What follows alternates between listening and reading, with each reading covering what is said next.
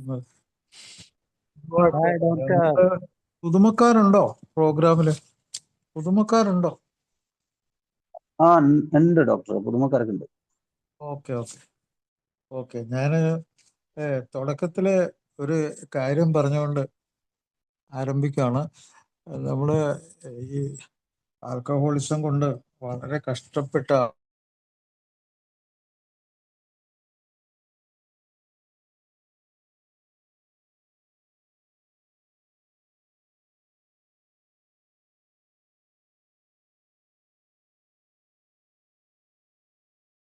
കേക്കണ്ടല്ലോ.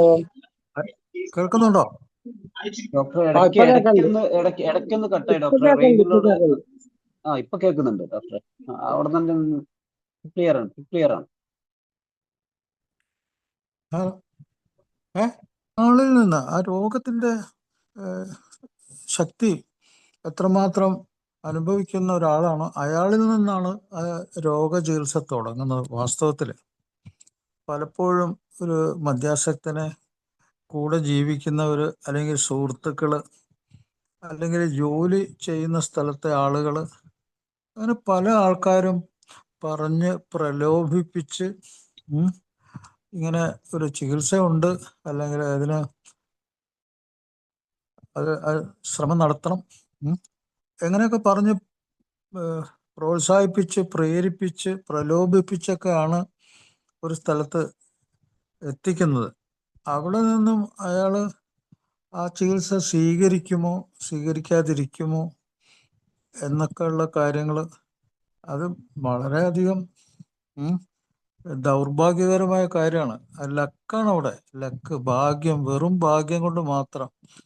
അങ്ങനെ എത്രയോ ആളുകൾ ഇതിനെപ്പറ്റി അറിയാതെ, ഇത് ഒരു രോഗമാണെന്നറിയാതെ, എനിക്കെന്താണെന്ന് സംഭവിച്ച് കൊണ്ടിരിക്കുന്നത് അതിനെപ്പറ്റി അന്വേഷിക്കാതെ ഒരു ഒഴുക്കിൽപ്പെട്ട് അങ്ങനെ പോവാണ്, എന്തോ ഒരു കാര്യത്തിൽ അങ്ങനെ പോവുകയാണ്. അപ്പോൾ ഒരു ആലോചനയില്ല, ചിന്തയില്ല, അതിനെപ്പറ്റിയുള്ള വികാരങ്ങൾ അവർ കണക്കിലാക്കുന്നില്ല. അങ്ങനെയുള്ള സ്വഭാവങ്ങളെ അവർ നിസ്സാരമാക്കുന്നു. അവർ രക്ഷപ്പെടാൻ വളരെയധികം സമയം എടുക്കുന്നു. ചിലപ്പോൾ മിക്കവാറും പലതരത്തിലുള്ള അപകടങ്ങളിൽ ചെന്ന് പെടുന്നു. ജീവിതത്തിൻ്റെ പല മേഖലകളിലായിട്ട് തകരാറ് വരുന്നു. ഒരു ജീവിതം തിരിച്ചു പിടിക്കുക എന്നുള്ള കാര്യം പലപ്പോഴും അസാധ്യമായി തീരുന്നു. അപ്പൊ അങ്ങനത്തെയുള്ള ഈ രോഗത്തെക്കുറിച്ച്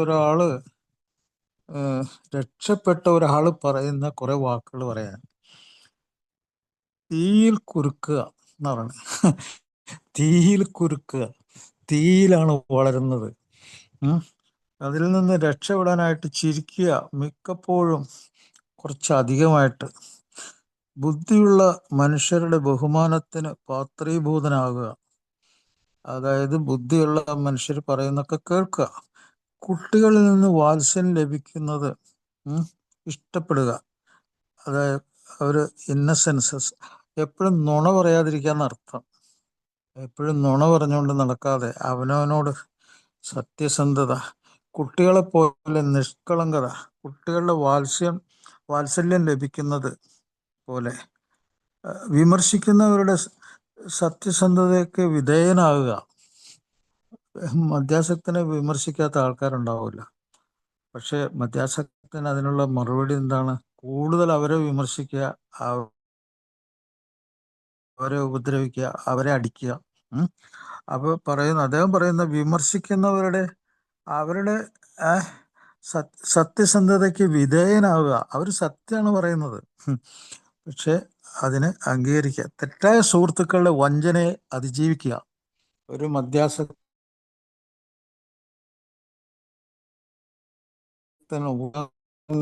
തെറ്റായ സുഹൃത്ത് വർദ്ധിക്കുന്ന രോഗത്തിനെ അധികരിപ്പിക്കുന്ന, അയാളെ മരണത്തിലേക്ക് തള്ളിവിടുന്ന ആൾക്കാരുടെ കൂടെയുള്ള സഞ്ചാരമാണ്. അത് വളരെ കറക്റ്റാണ്. അയാളുടെ പ്രസ്താവന ഭയങ്കരമാണ്. കാരണം അയാളുടെ കാലം അയാളുടെ കുടിച്ചു വന്ന ആൾക്കാരായിരുന്നു, അയാളെ കുടിയിലേക്ക് നയിച്ച ആൾക്കാരായിരുന്നു. അയാൾ പറഞ്ഞു, അവരായിരുന്നു എൻ്റെ കാലൻ, അതാണ് അദ്ദേഹം പറയുന്നത്. ഉം. തെറ്റായ സുഹൃത്തുക്കളെ, വഞ്ചനയെ അതിജീവിക്കുക. അവർ വഞ്ചിച്ചുകൊണ്ടേയിരിക്കും. അവരുടനീളം മരിക്കുന്നവരെയും വഞ്ചിച്ചുകൊണ്ടേയിരിക്കും. അവർ കുടിയെ പ്രോത്സാഹിപ്പിക്കും. അവർ പണം തരും. അതുകൊണ്ട് സൗന്ദര്യത്തെ പുകഴ്ത്തുക, നല്ല കാര്യത്തെ പുകഴ്ത്തുക എന്നാണ് അർത്ഥം. അഭിനന്ദിക്കുക, മറ്റുള്ളവരിലെ ഏറ്റവും വലിയ നല്ല കാര്യങ്ങളെ കണ്ടുപിടിക്കുക. മദ്യാസക്തൻ എപ്പോഴും മറ്റുള്ളവരുടെ തിന്മയെ കണ്ടുപിടിക്കുന്നു. മറ്റുള്ളവരിലെ ഏറ്റവും വലിയ നന്മയെ കണ്ടുപിടിക്കുക. ഈ ലോകത്തെ അല്പം മെച്ചപ്പെടുത്തുക. ആർക്കെങ്കിലും ഒരു അല്പം സഹായം ചെയ്യുക, അല്പം മെച്ചപ്പെടുത്തുക. ആരോഗ്യമുള്ള ഒരു കുട്ടിയായി ജീവിക്കുക. ഒരു പൂന്തോട്ടമായി തിരിച്ചുപിടിച്ച സാമൂഹ്യാവസ്ഥകളുമായി തിരിച്ചുപിടിച്ച സാമൂഹ്യാവസ്ഥ എന്ന് വെച്ചാൽ ജീവിതത്തെ തന്നെ തിരിച്ചുപിടിച്ചു, സത്യത്തെ തിരിച്ചുപിടിച്ചു. അപകടം നിറഞ്ഞ പ്രവൃത്തികൾ അതല്ലാതാക്കി, അപകടങ്ങളിൽ നിന്ന് വിട്ടുനിന്നു, അറിഞ്ഞു സുഖമായി ഒന്ന്. അവസാനം അയാൾ പറയുന്നൊരു വാക്കുണ്ട്, ഒന്നും തനിയെ കത്തില്ല. ഒരു സാധനവും മറ്റൊന്ന് കത്തിക്കാതെ കത്തൂല്ല. ആൽക്കഹോളിക്സ് അനോണിമസ് അതാണ്. ഈ ഒരു ജീവിതം, അത് ഒരു തിരി കത്തണമെങ്കിൽ ആരെങ്കിലും കത്തിക്കണം. അത് കത്തിക്കാനുള്ള കുറെ ആളുകളുടെ ഒരു കൂട്ടായ്മ, ഈ ജീവിതത്തെ തിരിച്ചു പിടിക്കാൻ. പുതിയതായിട്ട് വന്ന സുഹൃത്തുക്കളോട് എനിക്ക് പറയാനുള്ളത്, ഇത് നിങ്ങൾ അറിഞ്ഞിട്ടില്ലെങ്കിൽ, അല്ലെങ്കിൽ അറിഞ്ഞില്ലെന്ന് ഭാവിക്കുകയാണെങ്കിൽ അത് വലിയ ഒരു അപരാധമാണ്. കാരണം ഇത് അറിയുക എന്നുള്ളതാണ് ഈ രോഗത്തിൻ്റെ കുറിച്ചുള്ള വിദ്യാഭ്യാസം. ഈ സൂക്കേട് എന്താണ്, അതെന്നെ എങ്ങനെ ബാധിച്ചിരിക്കുന്നു, എൻ്റെ ജീവിതം എങ്ങനെയാകണം, അതൊക്കെ തീരുമാനിക്കുന്നത് മദ്യത്തിൽ നിന്ന് രക്ഷപ്പെടുന്ന, റിക്കവറി ആകുന്ന ഒരാളാണ്. അപ്പോൾ ആ റിക്കവറി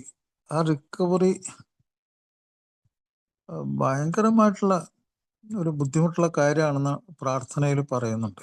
ആൽക്കഹോളിക്സ് അനോണിമസിന്റെ പ്രാർത്ഥനയിൽ അതികഠിനമാണ്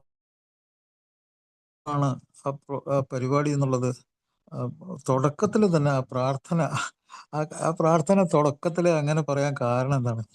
അത് ആ ഓരോ വാക്കും വളരെ ഇമ്പോർട്ടൻ്റ്. മാറ്റുവാൻ പറ്റാത്തവയെ സ്വീകരിക്കുക, മാറ്റുവാൻ പറ്റാത്തവയെ സ്വീകരിക്കുക. ഒരു മദ്യ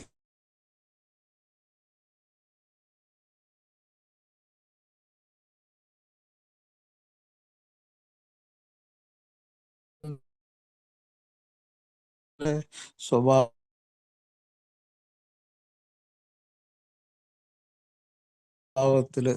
അയാൾ ഉടനീളം സ്വീകരിക്കാനുള്ള ശ്രമമാണ്. മറ്റുള്ളവരുടെ വിമർശനങ്ങൾ വായടയ്ക്കാനായിട്ട് അവർക്കൊന്നില്ല. അയാളിലേക്ക് നോക്കുന്നില്ല. ഉടനീളം മാറ്റുവാൻ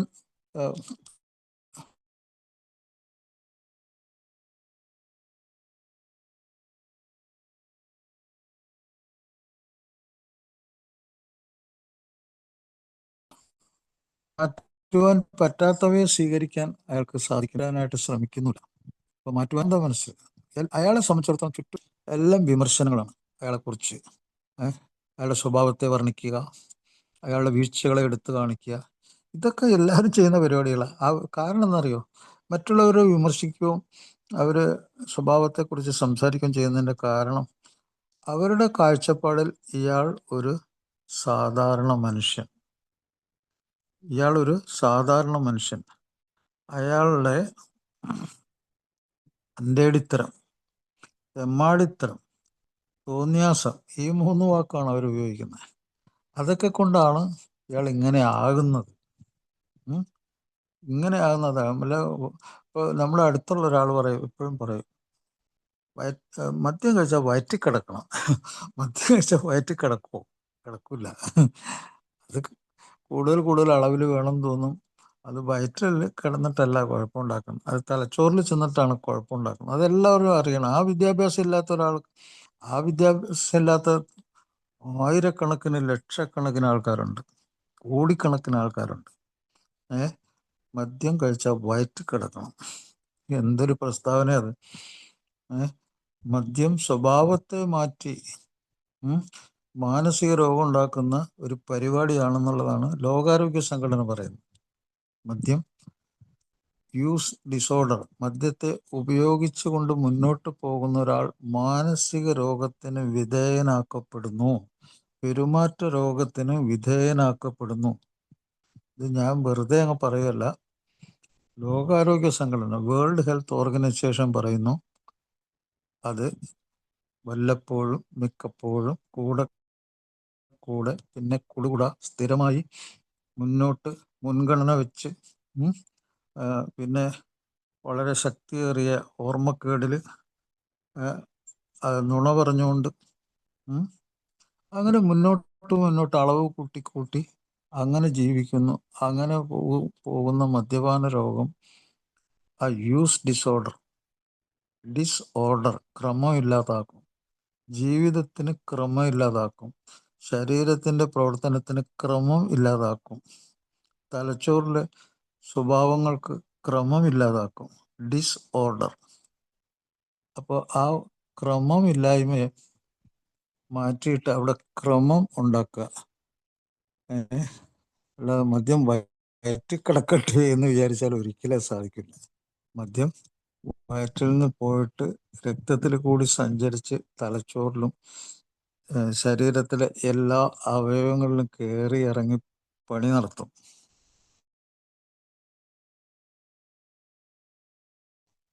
ആ പണിയുടെ ഫലമായിട്ട് അത് ഞാൻ പറയുന്നതല്ല, ലോകാരോഗ്യ സംഘടന വേൾഡ് ഹെൽത്ത് ഓർഗനൈസേഷൻ പറയുന്ന അവർ 3ാമത്തെ ലിസ്റ്റിലാണ് ഇത് പിടിച്ചത്. ഏറ്റവും കൂടുതൽ ആൾക്കാർ മരിക്കുന്ന 3ാമത്തെ രോഗം എന്ന് പറഞ്ഞാൽ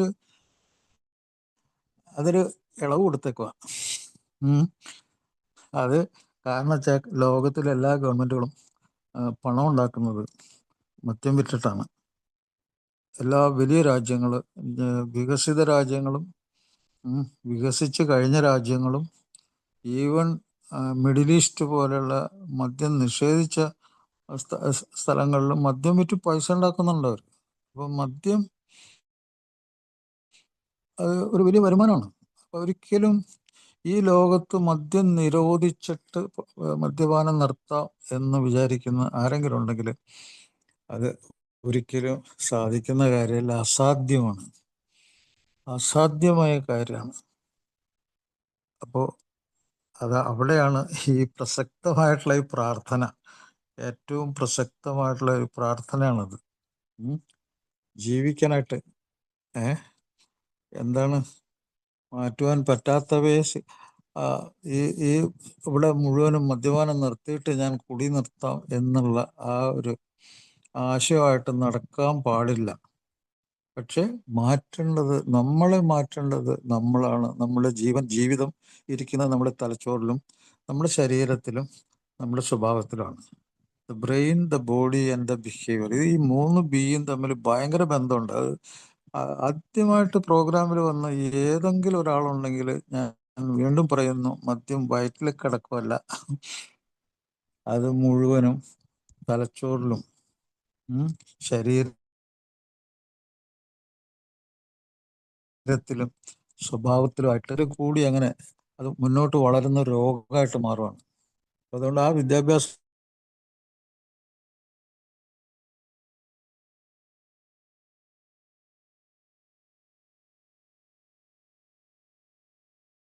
വളരെ ഇമ്പോർട്ടൻ്റ് ആണ്. മദ്യാസക്ത രോഗം അത് തലച്ചോറിൽ വളരുന്നു. സ്റ്റാർട്ട് ചെയ്യുന്ന അവിടെയാണ്, വളരുന്ന അവിടെയാണ്, മുന്നോട്ട് പോകുന്ന അവിടെയാണ്. തലച്ചോറ് രക്ഷപ്പെട്ടാൽ മാത്രമേ ജീവിച്ചിരിക്കുകയുള്ളൂ. ആൽക്കഹോളിക്സ് അനോണിമസ് മാത്രമാണ് അത് പറയുന്നത്. ഈ പ്രോഗ്രാമിൽ വന്നിട്ടുള്ള ആൾക്കാരോട് ഞാൻ പറയുന്നു, നിങ്ങളുടെ സുഹൃത്തുക്കൾ, നിങ്ങളുടെ ഒരു ഗുരുനാഥനോ ഒരാളോ നിങ്ങളെ അത് അങ്ങനെ പറഞ്ഞു തരില്ല. മദ്യത്തിൽ നിന്ന് വിട്ടു നിൽക്കലാണ് ചികിത്സ. അപ്പോൾ ആ ചികിത്സ നടത്തുന്ന ഒരേ ഒരു പ്രോഗ്രാമാണ് ആൽക്കഹോളിക്സ് അനോണിമസ്. അപ്പോൾ ഈ പ്രോഗ്രാമിൽ വന്നാൽ ഈ കാര്യം പഠിച്ചില്ലെങ്കിൽ ഒരിക്കലും അയാളെ രക്ഷപ്പെടാൻ പോകുന്നില്ല. തലച്ചോറിൽ തുടങ്ങുന്ന രോഗം, അതിൽ വളരുന്ന രോഗം, ആ തലച്ചോറ് നന്നാക്കി അവിടെ അവസാനിപ്പിക്കുന്ന രോഗം. അങ്ങനത്തെ ഒരു തയ്യാറെടുപ്പില്ലെങ്കിൽ അയാൾക്ക് രക്ഷപ്പെടാൻ സാധിക്കില്ല. അതുകൊണ്ടാണ് അദ്ദേഹം പറഞ്ഞത്, തീയിൽ കുരുക്കുക, ചിരിക്കുക, മിക്കപ്പോഴും അധികം ബുദ്ധിയുള്ള മനുഷ്യരുടെ ബഹുമാനത്തിന് പാത്രീഭൂതനാകുക. കാരണം മദ്യാസക്തരല്ലാത്ത പല ആൾക്കാരും, അല്ലെങ്കിൽ കൂടെ ജീവിക്കുന്ന, ഇപ്പോൾ സ്ത്രീകളിലും ഒരു ലോകത്തിലുള്ള വികസിത രാജ്യങ്ങളിൽ പോലും 100 സ്ത്രീകളിലുണ്ടെങ്കിൽ ഒരു 10 പേര് മാത്രമേ മദ്യാസക്ത രോഗത്തിന് അടിപ്പെടുന്നുള്ളൂ. അപ്പൊ സ്ത്രീകൾ ബഹുഭൂരിപക്ഷ ആൾക്കാരും മദ്യമുക്തമായ ഒരു ജീവിതമാണ് അവർ നയിക്കുന്നത്. അപ്പൊ ബുദ്ധിയുള്ള മനുഷ്യരുടെ ബഹുമാനത്തിനും അതുപോലെ കുട്ടികളുടെ വാത്സല്യത്തിന് പാത്രീഭൂതനാകുക. വിമർശിക്കുന്നവരുടെ സത്യസഹിക്കുന്ന ധാരാളം പേരുണ്ട്. അവർ സത്യത്തിൽ സത്യമായ കാര്യം കണ്ടിട്ടാണ് വിമർശിക്കുന്നത്. തെറ്റായ സുഹൃത്തുക്കളുടെ വഞ്ചനയെ അതിജീവിക്കുക. തെറ്റായ സുഹൃത്തുക്കൾ കുടിക്കാൻ പ്രേരിപ്പിക്കുന്നു, വഞ്ചിക്കുന്നു, പണം തരുന്നു, അവരറിയുന്നില്ല അവർ ചെയ്യുന്നത്. അപ്പോൾ നല്ല കാര്യങ്ങളെ പോത്തുക, മറ്റുള്ളവരുടെ ഏറ്റവും വലിയ കാര്യങ്ങളെ കണ്ടുപിടിക്കുക, മദ്യാസക്തത്വം മെച്ചപ്പെടുത്തുക, ആരോഗ്യമുള്ള ഒരു കുട്ടിയായി തീരുക. കൂടുതൽ മദ്യാസക്തനെ അന്വേഷിച്ചുകൊണ്ട് നടക്കുന്നത്, സ്ഥാപിക്കാൻ ഉദ്ദേശിക്കുന്നത് എന്താണെന്നറിയോ? ഞാൻ ഒരു സോഷ്യൽ ഡ്രിങ്കറാണ്, ഞാനൊരു വെറും ഒരു സമൂഹത്തിൽ മറ്റ് സന്തോഷിച്ചു കുടിക്കുന്ന ആൾക്കാരുടെ ലിസ്റ്റിൽപ്പെട്ട ഒരാളാണ് ഞാൻ. അങ്ങനത്തെ ഒത്തിരി ജീവിക്കുന്ന ആൾക്കാരുണ്ടെന്നാണ് പറയണത്. പക്ഷെ ഇതൊരു തെറ്റായ ധാരണയാണ്. കാരണം ഒരാൾക്ക് ഫിക്സഡ് ആയിട്ടുള്ള ഒരു മദ്യപാനത്തിൻ്റെ ഉള്ളിൽ അധികം കാലം ജീവിക്കാൻ പറ്റില്ല. അയാൾ 2 പെഗോ 3 പെഗോ മദ്യം കഴിച്ചു തുടങ്ങിയാൽ അയാളുടെ ജീവിതം ഒരേപോലെ നിൽക്കുവാണെങ്കിൽ അയാൾക്ക് കഷ്ടപ്പാടുകളില്ല, ബുദ്ധിമുട്ടുകളില്ല, ചിന്തിക്കുന്നതിൽ കുഴപ്പമില്ല, മാനസികമായിട്ട് വിഷമങ്ങളില്ല, 24 മണിക്കൂർ അയാൾക്ക് സന്തോഷം മാത്രം. അങ്ങനെയുള്ള ഒരാളും ലോകത്തിലില്ല. അപ്പം മദ്യാസക്ത രോഗം നമ്മുടെ ജീവിതത്തിലെ ചുറ്റുപാടുകൾ, നമ്മുടെ ചിന്തകൾ, നമ്മുടെ തോന്നലുകൾ, വികാരങ്ങൾ, സ്വഭാവങ്ങൾ, ആളുകൾ, സ്ഥലങ്ങൾ, വസ്തുക്കളായിട്ടുള്ള ഇടപാടുകൾ, ഇതിലൊക്കെ മദ്യസത്തിന് അടിപ്പെടാനുള്ള അനേകം സാധ്യതകളുണ്ട്.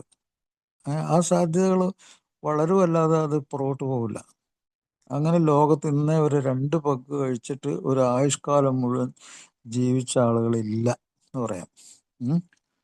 ഞാൻ ഈ പറഞ്ഞ അവസ്ഥകൾക്കനുസരിച്ച് അവർ മദ്യം കൂടുതൽ കഴിക്കുമോ, അത് പലതരത്തിലും കുടിച്ച് ബൂസായി ബോധം കെട്ട് ഒരു സ്ഥലത്ത് കിടക്കുന്ന രീതിയിൽ മാസത്തിലൊരിക്കലോ അല്ലെങ്കിൽ മാസത്തിലെ 2-3 ദിവസം അങ്ങനെ കുടിക്കലോ, അല്ലെങ്കിൽ ദിവസം കുറേശ്ശെ കുടിച്ച് ആളുകളെ ശല്യപ്പെടുത്തിക്കൊണ്ട് ജീവിക്കുകയോ, അല്ലെങ്കിൽ മദ്യമില്ലാത്ത ജീവിതം ഇല്ല എന്ന് വിചാരിച്ച് ദിവസവും മദ്യം കഴിച്ച് എത്ര അളവ് മദ്യമാണോ ആവശ്യം ശരീരത്തിന്, അത് 8 പെഗോ 10 പെഗോ ആണെങ്കിൽ ആ 10 പെഗിലെത്തി നിർത്തുക എന്നുള്ള ഡിപ്പെൻഡന്റ് ഡിസീസ്, മദ്യാസക്ത രോഗത്തിൻ്റെ വേറെ പേരാണ്, ഏറ്റവും വലിയ പേരാണത്. മദ്യത്തെ ആശ്രയിച്ച് ജീവിക്കുന്ന അടിമയായ ആള്, അതാണ് ആൽക്കഹോൾ ഡിപ്പെൻഡന്റ് സിൻഡ്രോം. നിങ്ങൾ ആശുപത്രിയിലൊക്കെ നിങ്ങളുടെ കേസ് ഷീറ്റ്, ആരെങ്കിലും കിടക്കുന്ന ആൾക്കാരുടെ കേസ് ഷീറ്റ് എടുത്ത് നോക്കിക്കും. അതിലെഴുതി വെച്ചേക്കണത്, അയാളുടെ രോഗത്തിൻ്റെ നിർണയം ഡോക്ടർ 3 അക്ഷരങ്ങളിൽ എഴുതി വെച്ചേക്കും: ആൽക്കഹോൾ ഡിപ്പെൻഡന്റ് സിൻഡ്രോം, മദ്യത്തെ ആശ്രയിച്ച് അടിമയായി കഴിഞ്ഞ ഒരാൾ എന്നാണ് സൂക്കറിൻ്റെ ഡയഗ്നോസിസ്. അപ്പോൾ അത് ലാസ്റ്റ് സ്റ്റേജാണ്. ആ രോഗം വർദ്ധിച്ചു കഴിഞ്ഞാൽ, ആൽക്കഹോൾ ഡിപ്പെൻഡന്റ് സിൻഡ്രോം വർദ്ധിച്ചു കഴിഞ്ഞാൽ അയാൾക്ക് പിന്നെ അയാളുടെ തലച്ചോറിന് സ്വന്തമായിട്ട് തിരിച്ചു വരാനുള്ള പരിപാടികളൊന്നുമില്ല. അല്ലെങ്കിൽ അത്രയ്ക്ക് അതികഠിനമായ അവസ്ഥകൾ, ജയിലിൽ പോവുക, അല്ലെങ്കിൽ ക്യാൻസറായിട്ട് കിടക്കേണ്ടി വരിക, അല്ലെങ്കിൽ ഒരു നട്ടെല്ലിൽ ഓപ്പറേഷൻ ചെയ്ത് കിടക്കുക, ഇങ്ങനെയൊക്കെ ഒരു ആക്സിഡൻറ്റിൽ അങ്ങനെയൊക്കെ വരുമ്പോൾ അയാൾ മദ്യം ഓട്ടോമാറ്റിക്കായിട്ട് നിർത്തേണ്ടി വരും.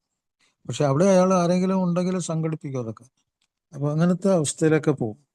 അതുകൊണ്ടാണ് ഞാൻ പറഞ്ഞത്, ഈ ശാസ്ത്രം ആൽക്കഹോളിക്സ് അനോണിമസിലേക്ക് ആദ്യമായിട്ട് വരുന്ന ആളുകൾ, അല്ലെങ്കിൽ കൂടെ റിലാപ്സ് ആയിക്കൊണ്ടിരിക്കുന്ന ആൾ, അല്ലെങ്കിൽ മദ്യാസക്ത രോഗത്തെക്കുറിച്ച് വളരെ നിസ്സാരമായി വിചാരിക്കുന്ന ആളുകൾ, അവർക്കൊക്കെ ഏറ്റവും വലിയ ഒരു വിദ്യാഭ്യാസം വേണം. അതുകൊണ്ടാണ് ഞാൻ ഈ കൊട്ടേഷൻ ഈ കൊട്ടേഷൻ പറഞ്ഞത്. അതുകൊണ്ടാണ് അത് അവസാനത്തെ അദ്ദേഹം പറഞ്ഞ അവസാനത്തെ വാക്കുണ്ടല്ലോ, ഒന്നും സ്വയം കത്തില്ല, കത്തിച്ചതാണ്. മറ്റുള്ളവർ കത്തിച്ചിട്ടാണ് ഒന്ന് കത്തുന്നത്. ഒരു മെഴുകുതിരിയും സ്വയം കത്തുന്നില്ല, ആരെങ്കിലും കത്തിക്കണം. അപ്പോൾ ആരുടെയെങ്കിലും ഒരു സഹായം വേണം. ഒരു മദ്യാസക്തനെ മിക്കവാറും അയാൾ ഉപദ്രവിച്ചിട്ടുള്ള അയാളുടെ കുടുംബാംഗങ്ങളാണ് ഭൂരിഭാഗവും അയാളെ സഹായിക്കുന്നത്. അല്ലെങ്കിൽ അയാൾ ജോലി ചെയ്ത് കഷ്ടപ്പെടുത്തുന്ന, ആ ജോലി കൊടുത്ത ആളുകൾ, അല്ലെങ്കിൽ അയാളുടെ കൂടെ ജോലി ചെയ്യുന്നവർ, അവരൊക്കെയാണ് അയാളെ ഇക്കാര്യത്തിൽ സഹായിച്ചിട്ടുള്ളത്. അപ്പോൾ അയാളല്ല, അയാൾ സ്വന്തമായിട്ട് അങ്ങനെ ചെയ്യുന്ന അവസാന സമയത്ത് വളരെ തീവ്രമായിട്ടുള്ള പ്രശ്നങ്ങൾ വരുന്ന സമയത്ത് ഒരു ആലോചന വന്ന ഒരവസ്ഥ, ബഹുഭൂരിപക്ഷം ആൾക്കാർ ഇങ്ങനെ സ്വന്തം കുടുംബാംഗങ്ങളോ അല്ലെങ്കിൽ ഏതെങ്കിലും നല്ലവരായിട്ടുള്ള സുഹൃത്തുക്കളോ ജോലി സ്ഥലത്തു നിന്നുള്ളവരുടെ പ്രലോഭനം കൊണ്ട് വന്നിട്ടുള്ള ആൾക്കാർ. അപ്പോൾ ഇങ്ങനെ ഉള്ള ഈ ഒരു രോഗത്തിൻ്റെ അവസ്ഥയിൽ നമ്മൾ ആൽക്കഹോളിക്സ് അനോണിമസിൻ്റെ പ്രോഗ്രാം പറയുന്നത് 24 പ്രോഗ്രാം എന്ന് പറയുന്നത്. ഇതിലാണ് ആൽക്കഹോളിക്സ് അനോണിമസിൻ്റെ പ്രോഗ്രാമിൽ വരുന്ന ഉപേക്ഷിച്ച് പോകുന്നതിൻ്റെ പ്രധാന കാരണം അതാണ്.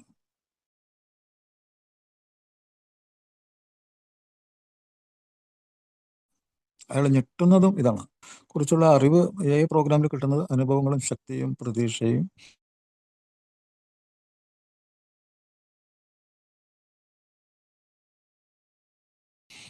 പരസ്പരം പങ്കുവയ്ക്കുന്ന അവർ ശരീരത്തെക്കുറിച്ചുള്ള അവരനുഭവിച്ച പ്രത്യാഘാതങ്ങൾ, അത് കരൾ രോഗമാകാം, അല്ലെങ്കിൽ ആശുപത്രിയിൽ കിടന്ന കാര്യങ്ങളാകാം, അല്ലെങ്കിൽ ഒരു ആക്സിഡൻ്റ് കാര്യമായിരിക്കാം,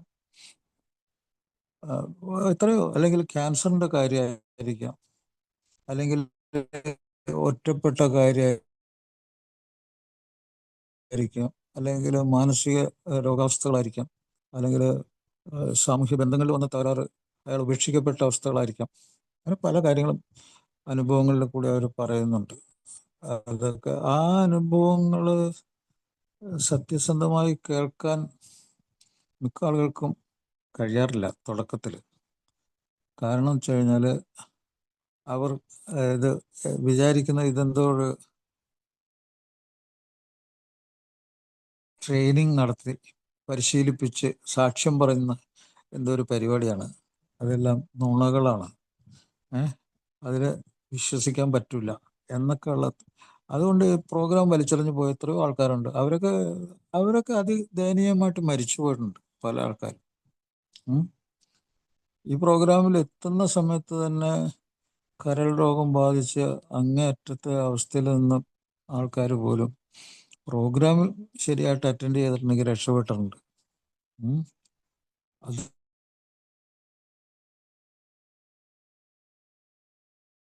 അതല്ല, ആരോഗ്യകരമായിട്ടുള്ള ജീവിതം നയിക്കാൻ അവർക്ക് കഴിഞ്ഞിട്ടുണ്ട് പല ആളും. പക്ഷെ നിസ്സാരമാക്കിയ അല്ലെങ്കിൽ നിഷേധിച്ചവര്, അല്ലെങ്കിൽ ഇന്നാൾ കണ്ടില്ലേ അനിയനോ മറ്റേ കുത്തിക്കൊന്നു. അപ്പൊ അവന്റെ നിഷേധം എത്രമാത്രം ഉണ്ട്, അവന്റെ തലച്ചോറിന്റെ വിളവുകേട് എത്രയുണ്ട്, അവന്റെ തലച്ചോറിൽ എന്തെങ്കിലും കയറിയിട്ടുണ്ടോ ഈ രോഗത്തെ കുറിച്ചുള്ള ഒരു കാര്യം. അതാണ്, അത്രയ്ക്ക് മാത്രം തീവ്രമായൊരു സംഗതിയാണ്.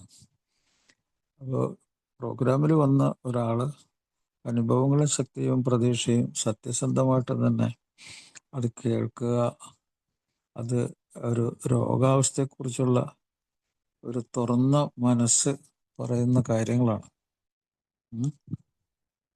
അപ്പോൾ അത്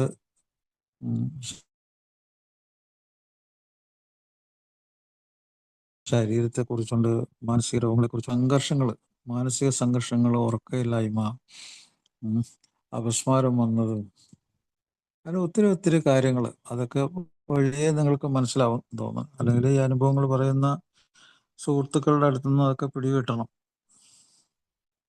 ഇപ്പോൾ ഏറ്റവും പ്രധാനപ്പെട്ട കാര്യം, there is a poison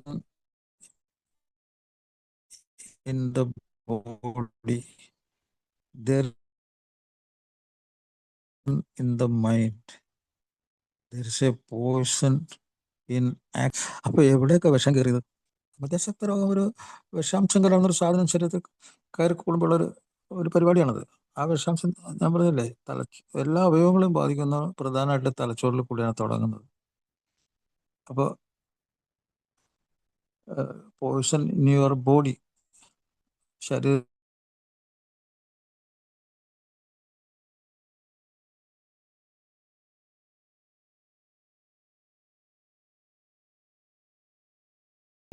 കയറുന്നു. Poison in the mind, poison എന്ന് പറഞ്ഞു കഴിഞ്ഞാൽ, ഇപ്പോൾ ഞാൻ നേരത്തെ പറഞ്ഞ ഉദാഹരണം തന്നെ മതി. Poison in action. De addiction treatment കൊണ്ടുപോയ ചേട്ടനെ അനിയൻ കൊന്നത് പോയിസൺ ഇതിലേക്ക് ആക്ഷനിൽ ഉണ്ടായിട്ടാണ്. And poison in the life, അത് എല്ലാവരിലേക്കും ആ പോയിസൺ എല്ലാവരിലേക്കും, ചുറ്റുമുള്ള ആൾക്കാരിലെ എല്ലാവരിലേക്കും അത് പടർന്നു കയറും സ്വഭാവമായിട്ട്. അപ്പൊ ഈ ആശ്രയം എന്ന് നേരത്തെ പറഞ്ഞു, ഈ ആശ്രയം അങ്ങറ്റത്തെ ഒരു ആശ്രയം എന്നാ പറയണേ.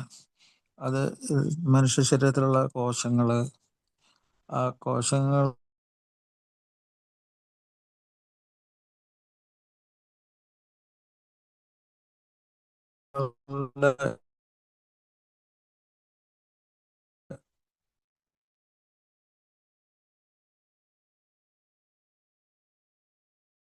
പ്രവർത്തിപ്പിക്കുന്ന ചെറിയ കണങ്ങൾ, സിസ്റ്റം, തലച്ചോറിന്റെ ഇലക്ട്രിക്കൽ സിസ്റ്റം ഉടനീളം ആ പ്രവർത്തനം തന്നെ സ്നേഹിക്കണമെങ്കിൽ, ടു ലവ് ദ സെൽഫ്, അല്ലെങ്കിൽ തന്നെ തൻ്റെ ശരീരത്തെ, തൻ്റെ മനസ്സിനെ കുറിച്ച് ആനന്ദം ഉൾക്കൊള്ളണമെങ്കിൽ, അല്ലെങ്കിൽ എൻ്റെ ശരീരത്തിന് എൻ്റെ കേൾക്കുന്നുണ്ടോ? ഉണ്ട് സാറേ. ഹലോ, ഉണ്ട് സാറേ. എൻ്റെ ശരീരത്തിന് എൻ്റെ മനസ്സിന്റെ ഒരു ഭാഗമായി മാറണമെങ്കിൽ, അപ്പോൾ ഞാൻ ആ അടിമത്തത്തിൽ നിന്ന് മോചനം പ്രാപിക്കണം. അതായത് ടു ലവ് സെൽഫ് എന്ന് പറഞ്ഞാൽ എന്നെ ഞാൻ സ്നേഹിക്കണമെങ്കിൽ, അതെൻ്റെ ശരീരത്തെയാണല്ലോ, എൻ്റെ മനസ്സിനെയാണല്ലോ.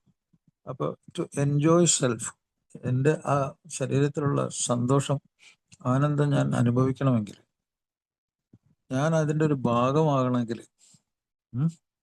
ഞാൻ അടിമയാകാൻ പാടില്ല. അടിമയാകുക എന്ന് പറഞ്ഞാൽ, ഇപ്പൊ ഞാൻ നേരത്തെ പറഞ്ഞ കോശങ്ങൾ, അതിന് കണങ്ങള്, രാസവസ്തുക്കൾ, ശരീരത്തിന്റെ ഉള്ളിലുള്ള രാസവസ്തുക്കൾ, ശരീരം പ്രവർത്തിപ്പിക്കുന്ന രാസവസ്തുക്കളുടെ കൂടിയാണ്. അതിൽ ഒരു ഇലക്ട്രിക്കൽ സിസ്റ്റം ഉണ്ട്. അതെല്ലാം അടിമയാവും. ശരീരത്തിന്റെ പ്രവർത്തനം അടിമത്തത്തിലേക്ക് പോകും. ശരീരത്തിന്റെ സ്വഭാവം, ശാരീരിക സ്വഭാവം പുറത്തേക്ക് അടിമത്തത്തിലാവും. ശരീരത്തിന്റെ ഉള്ളിലുള്ള മനസ്സ് അടിമത്തത്തിലേക്കാവും. ഇത്രയൊക്കെ ഇത് ഏറ്റവും വലിയ പുസ്തകങ്ങള്, ഏറ്റവും വലിയ ഗവേഷണ ഗ്രന്ഥങ്ങള്, അതൊക്കെ പറയുന്നത് ഇത് തന്നെയാണ്. അപ്പൊ ഇതെല്ലാം മനസ്സിലാക്കാനായിട്ട് ആൽക്കഹോളിക്സ് അനോണിമസിൽ ഇഷ്ടംപോലെ സമയം കിട്ടുന്നുണ്ട്, ഇഷ്ടംപോലെ അനുഭവങ്ങൾ കിട്ടുന്നുണ്ട്, ഫ്രീ ആയിട്ട് കിട്ടുന്നുണ്ട്. അത് കേട്ടാൽ മാത്രം മതി.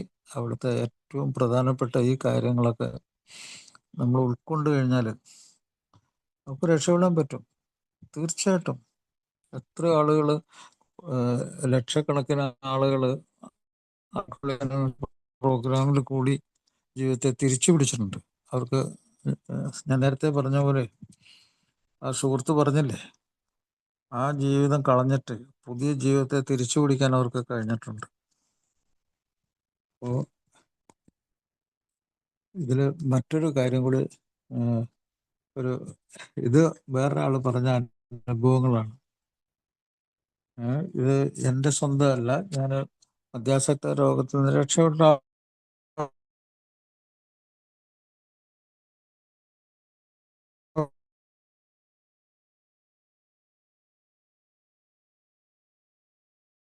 ആൾ പറഞ്ഞ കാര്യങ്ങളാണ് പറഞ്ഞത്. ഞാൻ എന്തോ ഭാവനാ ലോകത്ത് അമിതമായ ഉത്കണ്ഠത്തെ തന്നെ ഭയപ്പെടുത്തുന്ന ഭയം, യാഥാർത്ഥ്യത്തെ അനുഭവിക്കാൻ കഴിയാതെ, നേരിടാൻ കഴിയാത്ത കുറുക്കു വഴി കണ്ടെത്താൻ നടന്ന ഞാൻ,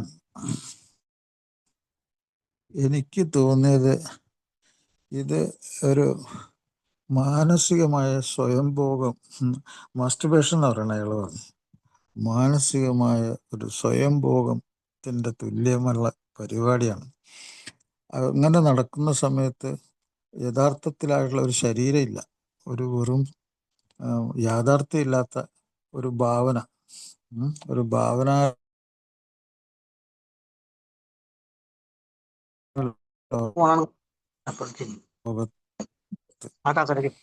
സത്യമില്ലാത്ത ഒരു ഭാവനാ ലോകത്ത് ഇങ്ങനെ സ്വപ്നങ്ങൾ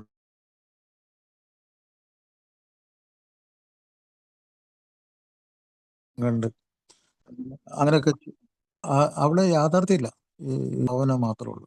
അതുകൊണ്ടാണ് മധ്യാസകൽ തിരിച്ചു പോക്കൽ എന്താണ്, ഈ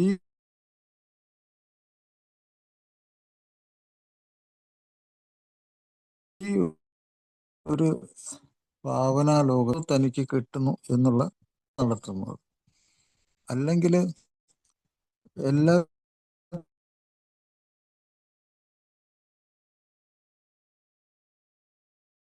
ഒരു മരുന്ന്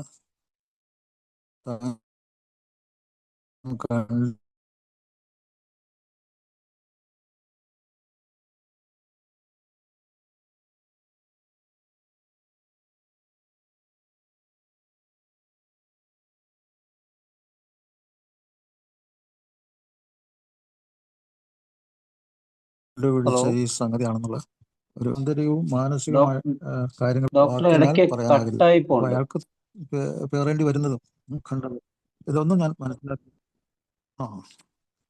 അവിടെ ഇരിക്കുന്ന സ്ഥലത്ത്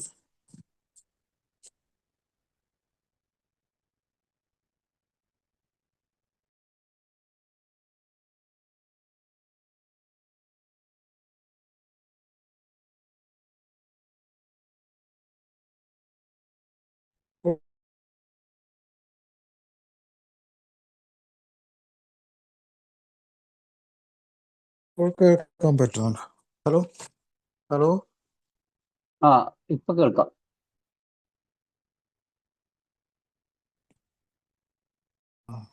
അപ്പോ ഇതെല്ലാം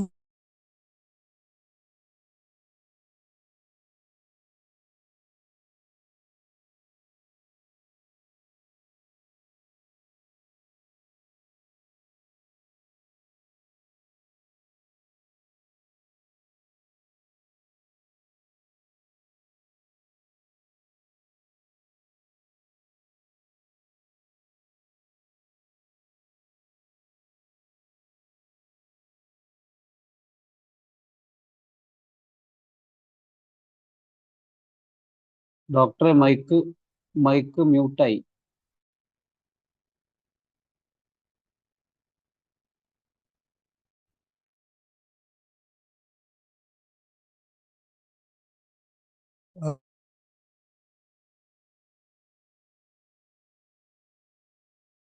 ഒരു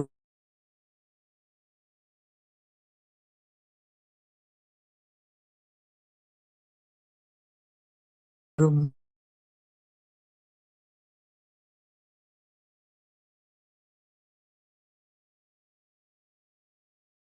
3 മാസം വിട്ടു നിന്ന് കഴിഞ്ഞാൽ തനിക്ക് വരുന്ന മാറ്റങ്ങൾ എന്താണെന്ന്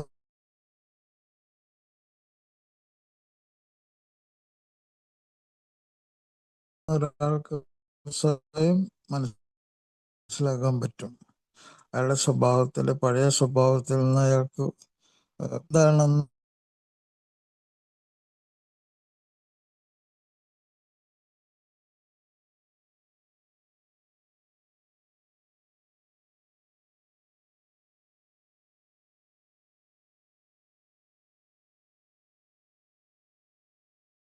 ഡോക്ടറെ, വാക്കുകൾ പലതും കേൾക്കുന്നില്ല, ഇടയ്ക്കേ കേൾക്കുന്നു.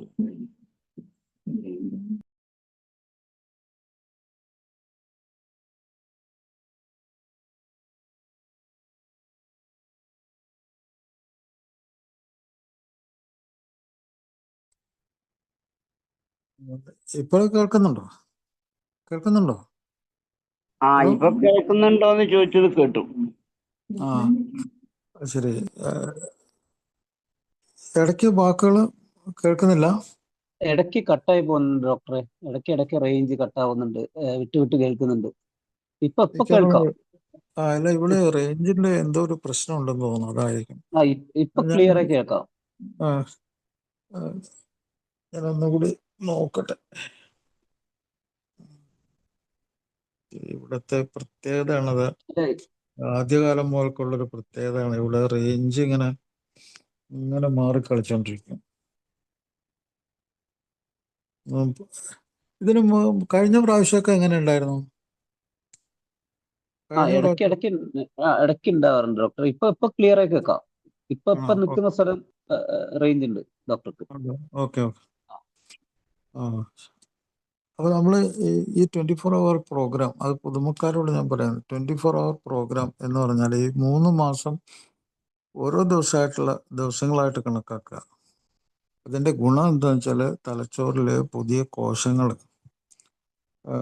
ഈ മദ്യം കയറി ഇറങ്ങാത്ത രീതിയിൽ ഉള്ള പുതിയ കോശങ്ങൾക്ക്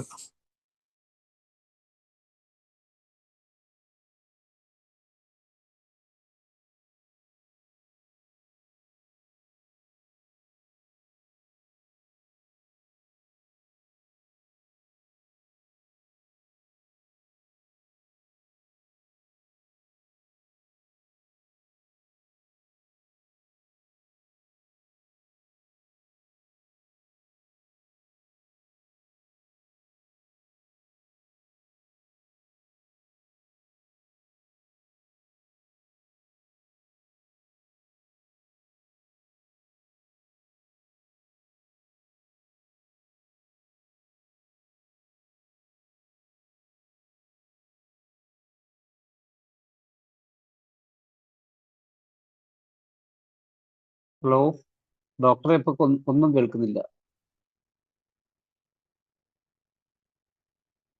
അതെ.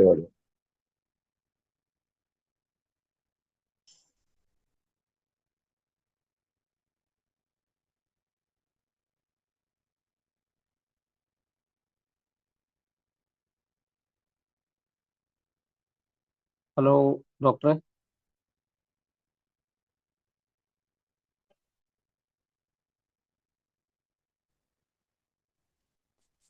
ഡോക്ടർക്ക് റേഞ്ചിന്റെ ഡോക്ടർ കേൾക്കുന്നുണ്ടോ? കേൾക്കുന്നുണ്ട്. ഞാൻ നോക്കട്ടെ. മറ്റേ നമ്മുടെ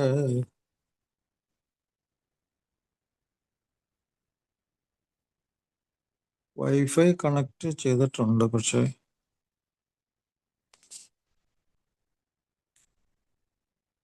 വൈഫൈ കണക്റ്റഡ് ആണല്ലോ.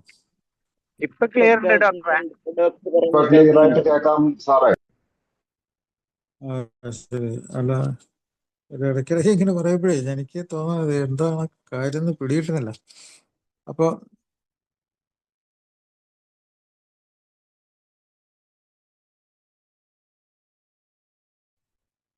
വീണ്ടും പോയി.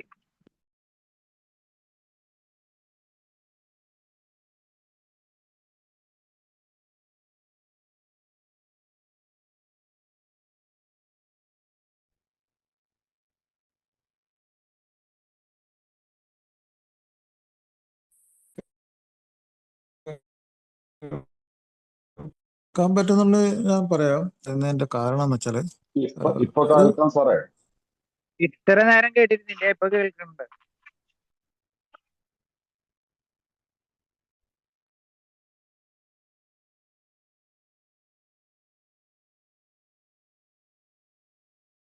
ഇപ്പോൾ മ്യൂട്ടായി.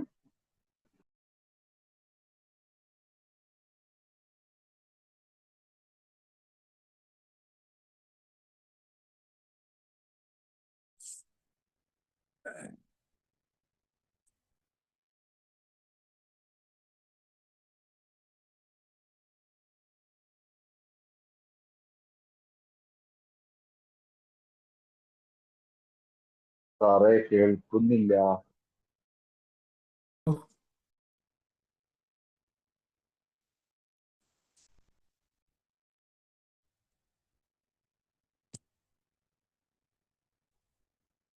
Hello. Okay sir, okay sir, okay. Okay. അപ്പോൾ 24 hour പ്രോഗ്രാമിന്റെ ഏറ്റവും പ്രധാനപ്പെട്ട പ്രശ്നം വെച്ചാല് അതില് തുടക്കത്തില് വിഡ്രോവൽ സിംറ്റം നമ്മൾ വളരെ കാര്യമായിട്ട് നമ്മൾ കരുതലോടെ അതിന് തയ്യാറെടുക്കണം. ആ സമയത്ത് ചിലപ്പോൾ ഒരു ബൈസ്റ്റാൻഡർ ഒക്കെ വേണ്ടി വരും. ഒരു ചികിത്സാലയത്തിൽ നിൽക്കുവാണെങ്കിൽ തന്നെ കൂടെ ഒരാൾ വേണ്ടി വരും. മാനസിക വിഭ്രാന്തികൾ ഉണ്ടാവും. ചിലപ്പോൾ അപസ്മാരം വരാൻ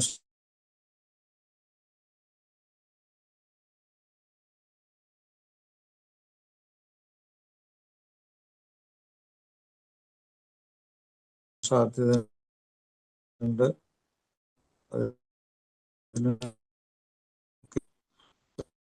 ആശുപത്രിയുടെ ഉള്ളില് മരുന്ന് കൊണ്ടുള്ള 2-3 ദിവസം കഴിയുമ്പോഴത്തേക്കും മദ്യം നിർത്തി വെച്ച് 2-3 ദിവസം കഴിയുമ്പോൾ ഈ വിറയലൊക്കെ പതുക്കെ നീണ്ടു പോകും. ചില ആൾക്ക് 3 ആഴ്ച വരെ നീണ്ടു.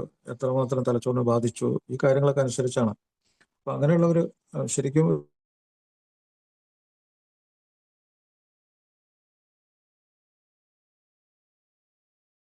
ഒരു ചികിത്സാലയത്തിൽ കടന്ന് ചികിത്സിക്കാൻ നല്ലത്. കാര്യം മറിക്കാതെ ഒരു വിഭ്രാന്തി ഇല്ലാതെ ഉറക്കത്തിനൊന്നും വലിയ പ്രശ്നങ്ങളൊന്നും ഇല്ലാത്ത ഒരാളാണെങ്കിൽ അയാൾക്ക് ശരിക്കും വീട്ടിൽ തന്നെ ചികിത്സയൊക്കെ സാധ്യമാണ്. പക്ഷെ എന്നാലും ശരി, ഡോക്ടറുടെ മരുന്നുകൾ വേണ്ടി വരും. കാരണം എപ്പോഴാണ് പ്രശ്നം വരുന്നതെന്ന് പറയാൻ പറ്റില്ല.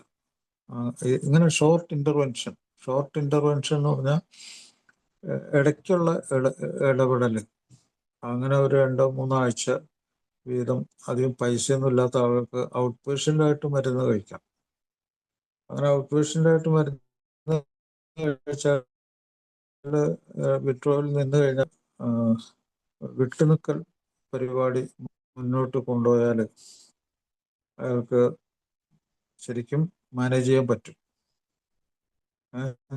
ആ സമയത്തൊക്കെ നല്ല ഉറക്കം വേണം, നല്ല ഭക്ഷണം, അതുപോലെ വാഹനങ്ങൾ ഓടിക്കുന്നതിലൊക്കെ വളരെ ശ്രദ്ധ വേണം.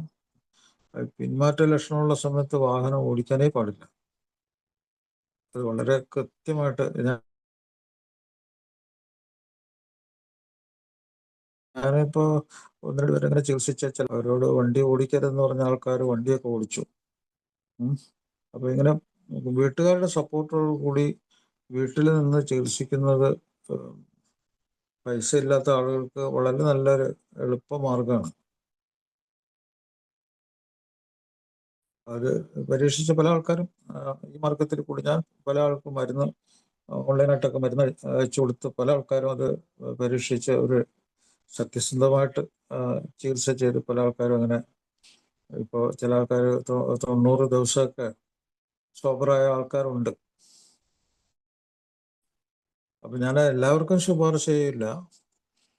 അത് ഈ പറഞ്ഞ പോലെ ഒരു 3-4-5 ദിവസം ആകുമ്പോഴത്തേക്കും ബോഡി ശരിയായിട്ട് മുമ്പോട്ട് പോകുന്നുണ്ടെങ്കിൽ അവർക്ക് നല്ല മാർക്കാണ്.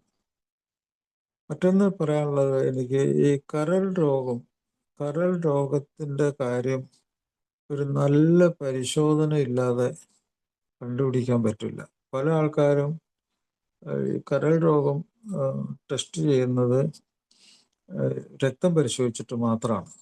രക്തം പരിശോധിക്കൽ മാത്രമല്ല, ഈ അൾട്രാസൗണ്ട് ഇപ്പോൾ ആധുനിക കാലത്ത്, ഇപ്പോൾ പുതിയ കാലത്ത് നമുക്ക് ഏറ്റവും ഫലപ്രദമായിട്ടുള്ള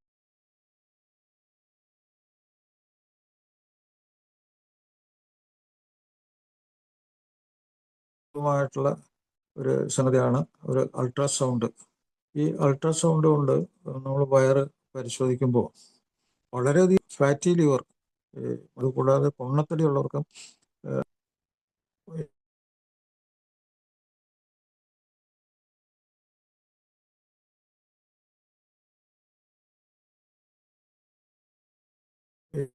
ഇത് വരാം, ഫാറ്റി ലിവർ വരാം.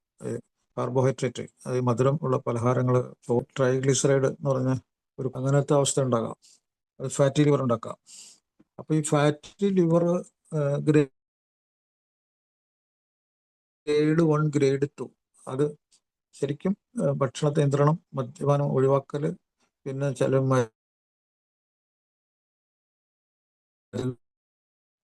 ഇതുകൊണ്ട്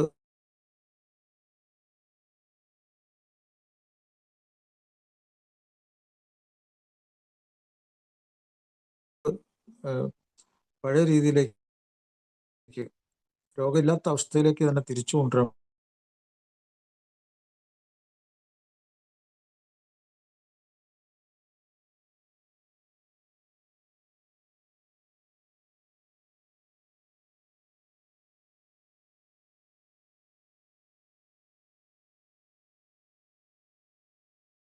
പറ്റും.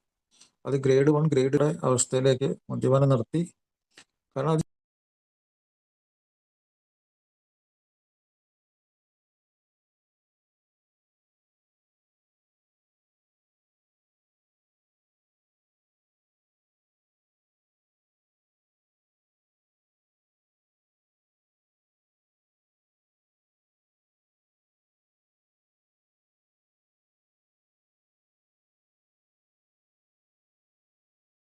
ഹലോ ഡോക്ടർ,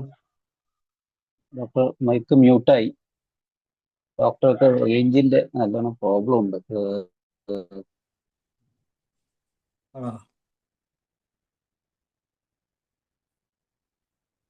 അല്ല, ഞാൻ സംസാരിക്കുമ്പോൾ വ്യക്തം ആവുന്നുണ്ടോ? അത് ഡോക്ടർ ഇടയ്ക്ക് ഇങ്ങനെ വിട്ട് കേൾക്കുന്നുണ്ട്, ഇടയ്ക്ക് ക്ലിയർ ആവുന്നുണ്ട്. റേഞ്ചിന് നല്ല പ്രോബ്ലം ഉണ്ട്. ഇപ്പൊ കേൾക്കുന്നുണ്ട്, കേൾക്കാം.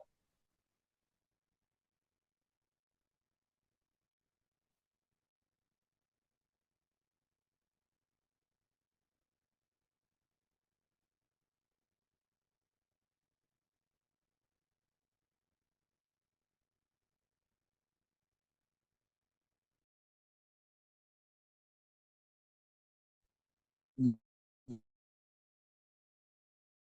ഉം. ഉം.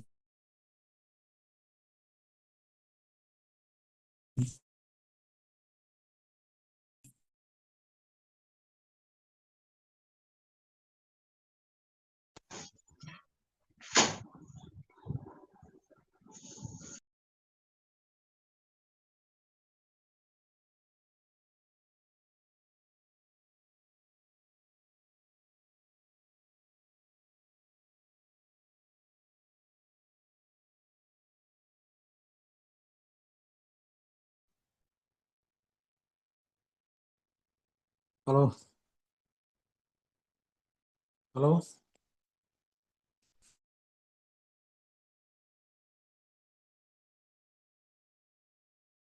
കേൾക്കുന്നില്ല.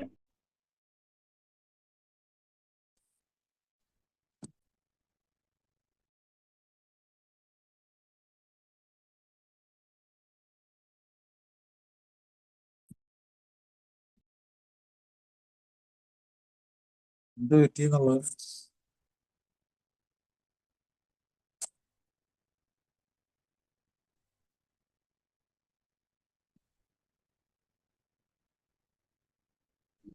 റേഞ്ച് ഭയങ്കര